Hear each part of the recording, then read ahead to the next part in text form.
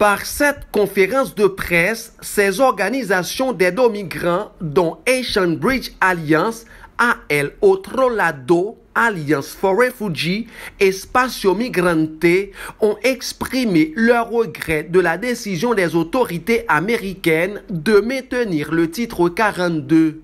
Ce sont plus de 2 millions de personnes demandeuses d'asile aux États-Unis qui sont concernées et qui subiront les conséquences désastreuses de cette loi.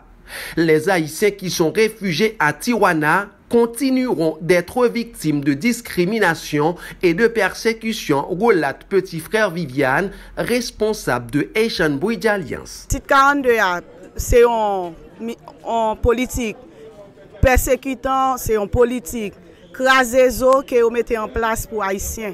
Nous sommes éparpillés dans tout le Mexique. Au Mexique, pas un pays d'hébergement. C'est là nous passer pour nous régler l'affaire. Nous n'avons pas de famille dans le Mexique, nous n'avons pas de papa, nous n'avons aucun monde qui peut soutenir nous dans le Mexique.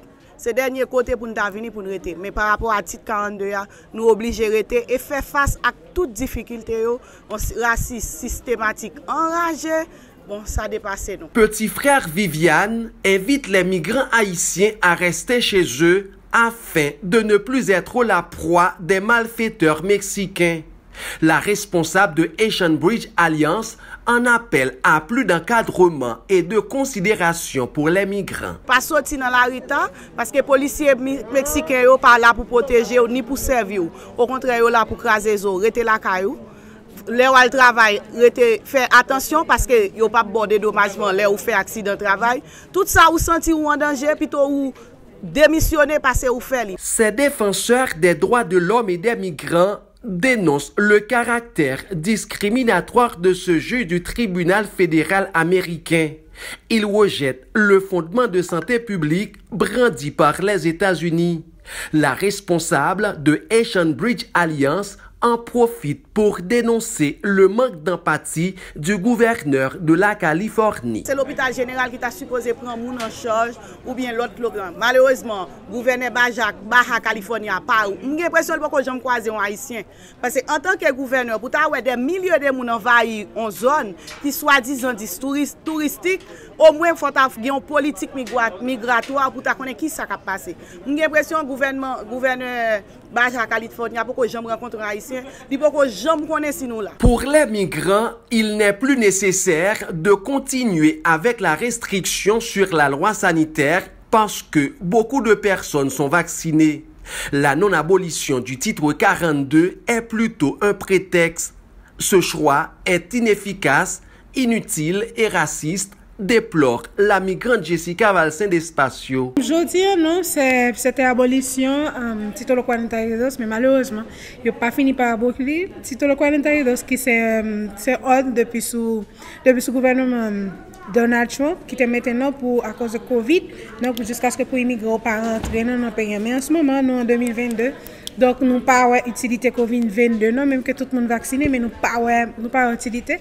Parce qu'en ce moment, les gens qui ont un visa passé, ça couvre le bocal, c'est dans l'autre contexte, ils ont passé, non, ils n'ont pas même pris un vaccin. Et ils ont passé en démonstrant immigrants, particulièrement immigrants haïtiens qui vivent dans Tijuana, dans Mexique. Ils n'ont pas une opportunité, par exemple, au travail, à santé, pas une opportunité de vivre, non. Plusieurs organisations cherchent à soutenir les migrants dans la résolution de la situation du titre 42 et tente de renverser cette politique qualifiée de raciste et discriminatoire puisqu'elle n'affecte pas du tout les réfugiés ukrainiens. Les migrants attendent l'abolition du titre 42. Depuis le 16 mai, c'était supposé abolir le titre 42. C'est aujourd'hui à nous 23 que tu as dit oui, tu n'as pas aboli, tu avais dit non, pas comme qui là. Pas quoi non, nous avons suffisance de patience non pour arrêter tant.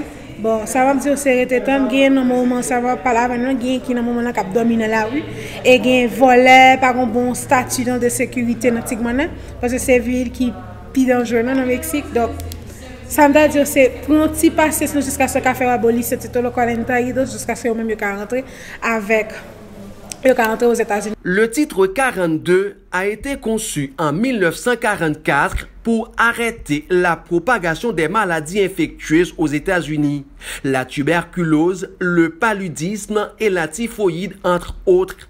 et adapté en 2020 par le gouvernement de Donald Trump avec l'apparition du COVID-19. Plusieurs milliers de migrants de diverses nationalités se retrouvent sur la frontière mexicano-américaine avec l'espoir de pouvoir demander l'asile chez l'oncle Sam. Mais tout devient compliqué après l'ordonnance du juge fédéral de l'État Louisiane, Robert Somers, vendredi dernier, obligeant le gouvernement de Joe Biden de continuer à appliquer le titre 42, occasionnant du même coup l'expulsion des immigrants illégaux sans donner la possibilité de formuler leur demande d'asile devant les autorités américaines. André Louis et Mackenzie Ducasse, depuis le Mexique, pour Zoom IT News.